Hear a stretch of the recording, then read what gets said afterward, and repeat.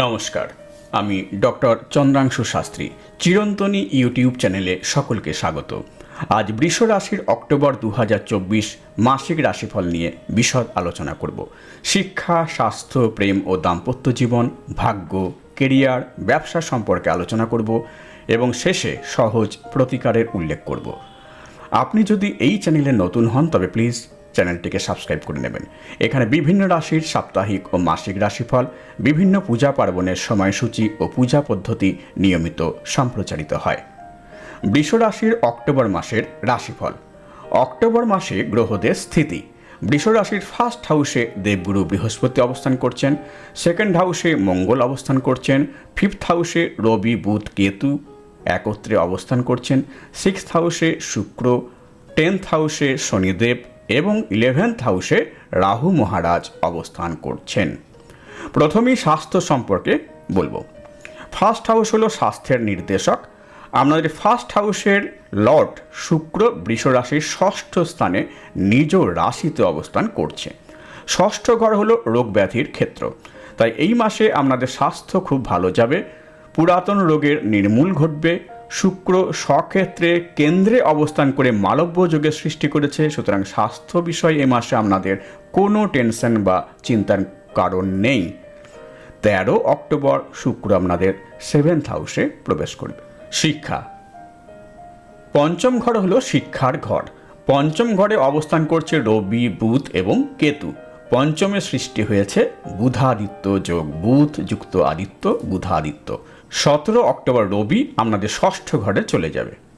সুতরাং এ মাসে বিদ্যার্থীদের শিক্ষা বিষয়ে অত্যন্ত ভালো। 17 অক্টোবরের আগে যাদের সরকারি পরীক্ষা আছে তাদের খুব ভালো হবে। পঞ্চমে বুধ অবস্থান করায় বিদ্যার্থীরা পড়াশোনায় সম্পূর্ণভাবে মনোনিবেশ করতে পারবেন, তবে কেতু অবস্থান করায় কিছু সংশয় বা কনফিউশনের সৃষ্টি করবে। অবশ্য রবি, বুধ স্ট্রং থাকায় এ বিষয়ে কোনো টেনশনের জায়গা নেই। প্রেম সম্পর্ক।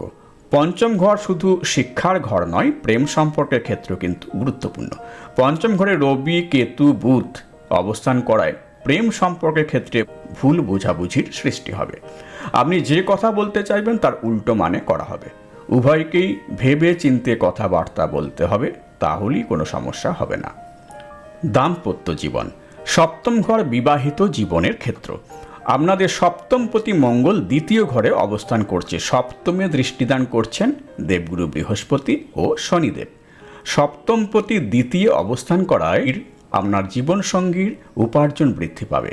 সপ্তমে শনি ও বৃহস্পতি উভয় দৃষ্টিদানের ফলে আপনারা যেমন নিজেদের মধ্যে ঝগড়া বিবাদে পড়বেন, তেমনি প্রেম সম্পর্কও বৃহস্পতির কারণে গভীর হবে।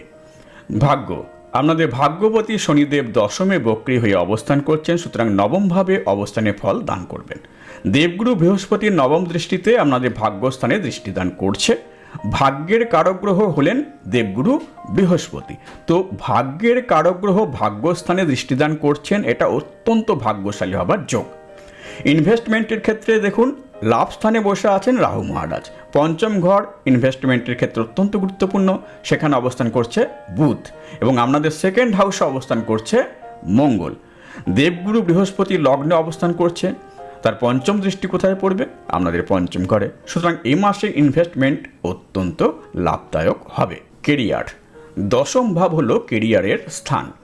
আপনাদের দশমপতি হলেন শনিদেব। শনিদেব দশমে বক্রীভাবে অবস্থান করছেন। কর্মক্ষেত্রে উন্নতি এই মাসে আপনারা দেখতে পাবেন।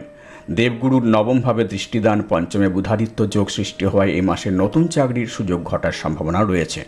শনিদেব যেহেতু বক্রী, সেহেতু কুসংসর্গে পড়বেন না, কোনো বেআইনি কাজে যুক্ত থাকবেন না, ঠিক আছে?